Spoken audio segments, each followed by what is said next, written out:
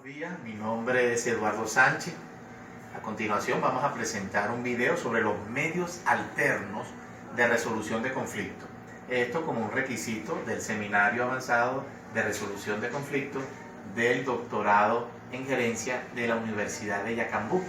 En esta oportunidad hemos invitado a la profesora Thais Erazo, egresada de la Universidad de la ULA en Mérida, y también con una maestría en la Universidad de Carabobo, y ella nos va a acompañar acerca de la discusión del tema en cuestión. Profesora, ¿cuáles son las ventajas que usted considera que estos medios alternativos pueden ayudar a la solución de conflictos? Bueno, realmente cuando utilizamos estos medios alternativos estamos ayudando a que se haga más rápido, por eso hablamos de la celeridad. Y al mismo tiempo, cuando algo se hace más rápido, pues los elementos de dinero, es decir, la minimización de los costos financieros y emocionales, ¿no?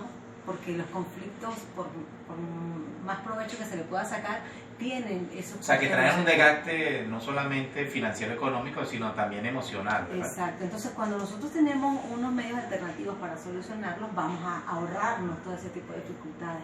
Vamos a colocar reglas flexibles que puedan ayudar a ambas partes y, por supuesto, vamos a tener ese espíritu de cooperación que se busca en un conflicto para que se llegue a un buen acuerdo. ¿Cuáles serían, a su juicio, algunos de esos mecanismos alternos que nos permiten dilucidar o resolver los conflictos organizacionales?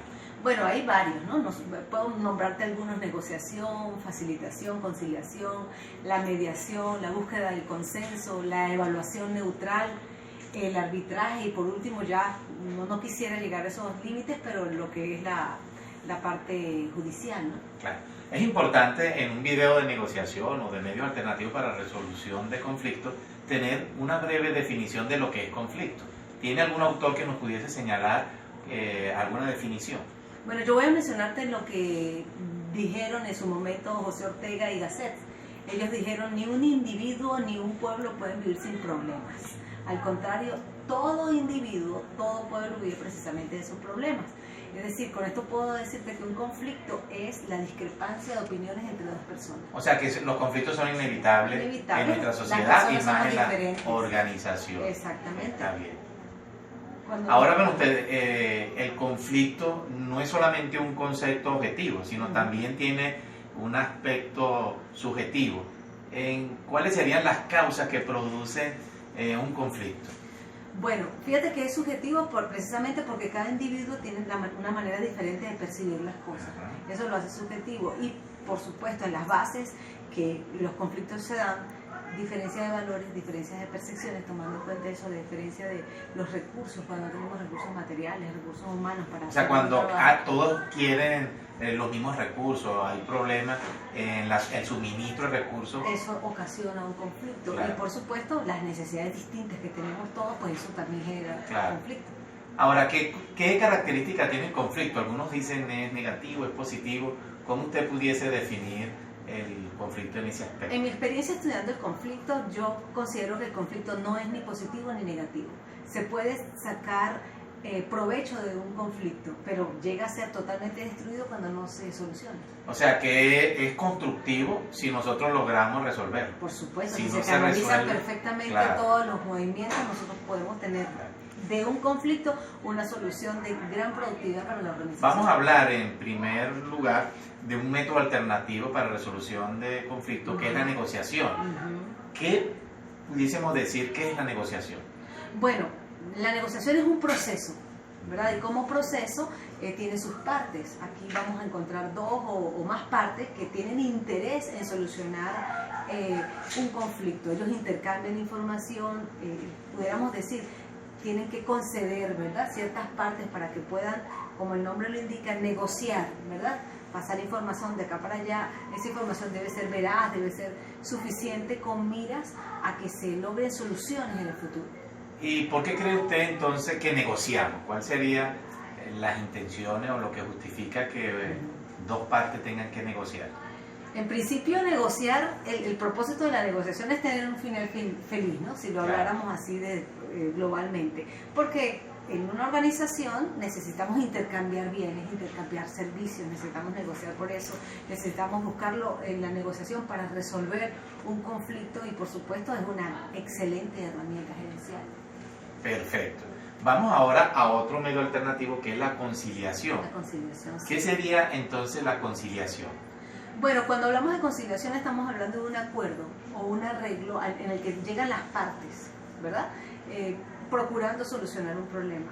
Algunas veces en esa conciliación necesita un juez. O sea, que es más legal este medio alternativo de solución de problemas. Claro, porque estamos buscando a un tercero que nos pueda mediar, está allí ayudándonos a lidiar con las opiniones diversas de las dos partes. ¿Cuáles piensa usted que deberían ser las tareas principales de un conciliador? Bueno, Eduardo, yo te voy a mencionar 4. Pudiéramos hablar de más, ¿verdad? Pero la principal considero que debe ser una persona con apertura. ¿Qué decimos cuando alguien tiene apertura? Tiene que instruir de manera breve y concreta, imparcial ambas partes. O sea, tiene que haber una instrucción, por eso hablamos de esa mente abierta, ¿no? Que tiene que tener esa persona que concilie.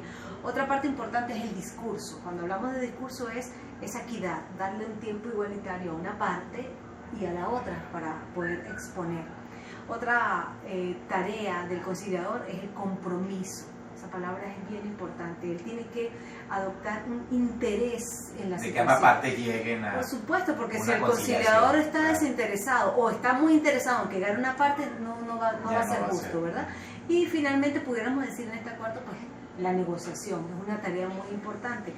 Facilitar el diálogo de estas partes. Algunos mencionan que los conflictos son como un tomate. ¿Por qué cree usted que dicen esa Bueno, frase? porque seguramente se basa en un pensamiento de un autor llamado Randolph Laurie. Él en su momento dijo, los conflictos son como los tomates. Algunos están verdes para que los arranquemos, otros pueden ser comidos, otros no pueden ser comidos porque están demasiado maduros. Es decir, hay que... o sea, que los conflictos tienen tonalidades, pues. Y tiene su tiempo, Eduardo. Claro. No podemos tampoco nosotros tomar y resolver todos los conflictos. Y no se pueden aplicar las mismas técnicas para todos los porque va a depender de cuán maduro o verde está ese conflicto. Exactamente. Hablando de mediación, ¿qué podemos decir de este método alternativo? Bueno, este es un método muy útil para la solución de los conflictos.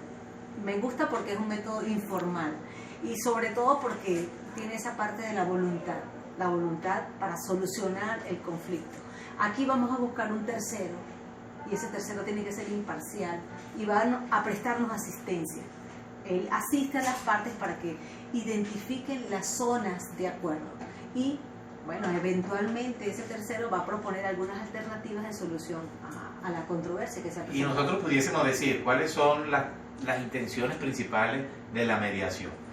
Sí, pudiéramos decir que la mediación no hace énfasis en lo referente a quién pierde y quién gana, o a quién le asiste el derecho o la razón a quién no. Es decir, el mediador no está allí para hacer énfasis en eso.